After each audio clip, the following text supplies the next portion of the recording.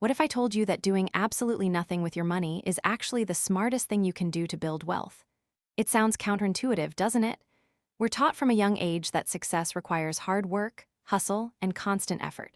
So, the idea that you could just buy a basket of stocks and walk away might feel like a cheat code. But here's the reality.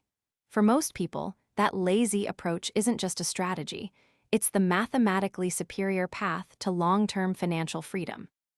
Welcome back to Fiscal Beacon. I'm your host, and today we are demystifying one of the most powerful tools in the investor's toolkit, the index fund. If you've ever felt overwhelmed by stock tickers, earnings reports, and market volatility, you're in the right place. We're going to strip away the jargon and look at the raw mechanics of why the vast majority of professional fund managers fail to beat the market, and why copying the market is often the best way to win. Let's start with the basics. What exactly is an index fund? To understand it, imagine you want to taste every dish on a massive buffet. You could go to each table, sample a tiny bite, judge the quality, and decide whether to fill your plate. That's like trying to pick individual stocks. It's exhausting, time-consuming, and you might end up with a plate full of food that doesn't taste very good. An index fund is different. Instead of picking individual dishes, you just buy a ticket to the entire buffet. You get a tiny piece of everything. In financial terms, an index fund is a type of mutual fund or exchange-traded fund, ETF, designed to track a specific market index, like the S&P 500. The S&P 500 is essentially a list of the 500 largest publicly traded companies in the United States. When you buy shares of an S&P 500 index fund, you are instantly buying a small slice of Apple, Microsoft, Amazon, Alphabet, and hundreds of other major companies. You don't have to research each company. You don't have to worry if the CEO is leaving or if there's a scandal. You own the whole market. If the economy grows, your investment grows. It's simple, transparent, and incredibly efficient.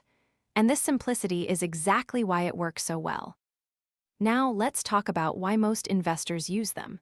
To understand this, we need to look at the battle between active and passive investing. Active investors believe they can beat the market. They hire analysts, use complex algorithms, and trade frequently, hoping to find the next Tesla or Nvidia before everyone else does. Passive investors, on the other hand, believe the market is efficient. They know that trying to time the market or pick winners is incredibly difficult, so they choose to buy the market itself and hold on for the long haul.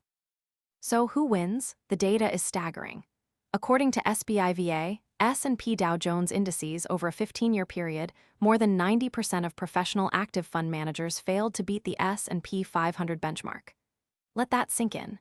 You have PhDs, billions in research budgets, and instant access to news, and they still lose to a strategy that involves buying the index and doing nothing. Why? Because the market is hard to beat. It's efficient. It's hard to consistently predict short-term movements. But there's another reason index funds dominate, and it's not just about performance, it's about cost. This brings us to the second major advantage: fees. Let's look at the numbers. An active mutual fund might charge an expense ratio of 1% or even higher. This means for every $10,000 you invest, you pay $100 a year just in fees, regardless of whether you make money or lose money. Now, compare that to a popular S&P 500 index fund, which might charge as little as 0.03% or even 0.01%. That's $1 or $3 a year on that same $10,000 investment. You might think it's only a few dollars. Who cares? But when you compound that over 30 or 40 years, those fees represent a massive chunk of your potential wealth. Let's do a quick example. Imagine you invest $500 a month for 30 years with an average annual return of 7%. At the end of those 30 years, you would have roughly $560,000. Now, imagine you pay a 1% fee in the active scenario. Due to the drag of those fees, your final balance might drop to around $430,000. That's a $130,000 difference, just because of a fee percentage. That's not pocket change. That's a down payment on a house. That's a year of family vacations. That's the difference between being stressed about money and having options. Index funds also offer immediate diversification. When you buy a single stock, like a tech company, and that company faces regulatory trouble or loses a major contract, your entire investment could plummet. With an index fund, you own hundreds of companies across various sectors. If one tech giant struggles, maybe a healthcare company in the fund does well. The ups and downs cancel each other out, smoothing out your ride. This reduces stress, and let's be honest, stress is the enemy of good financial decision-making. When you're not panicking over daily news headlines, you're more likely to stay invested through the inevitable market dips and crashes. So, how do you actually get started? It's simpler than you think. First, you need a brokerage account. There are many reputable options out there, like Fidelity, Vanguard, Charles Schwab, or E*Trade. Once you have an account, you don't need thousands of dollars to start. Many index funds allow you to buy fractional shares. This means if you have $50, you can buy $50 worth of the S&P 500 index. You don't need to buy a whole share of a $400 stock. You can buy exactly what you can afford. Next, decide on your strategy. A common approach is the set it and forget it method. You set up an automatic transfer from your checking account to your brokerage account every month. Maybe it's $100, maybe it's $500. Then, you use that money to buy your chosen index fund. Maybe it's a total stock market index fund, which gives you exposure to the entire US market, not just the top 500.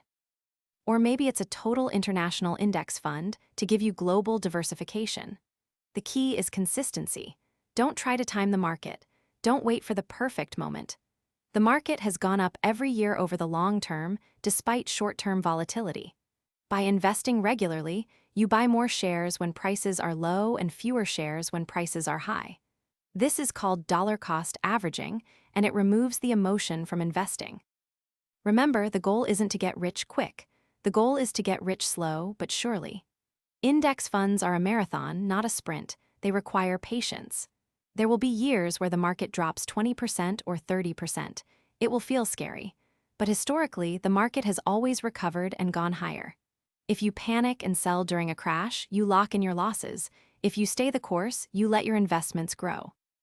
Now, a quick disclaimer.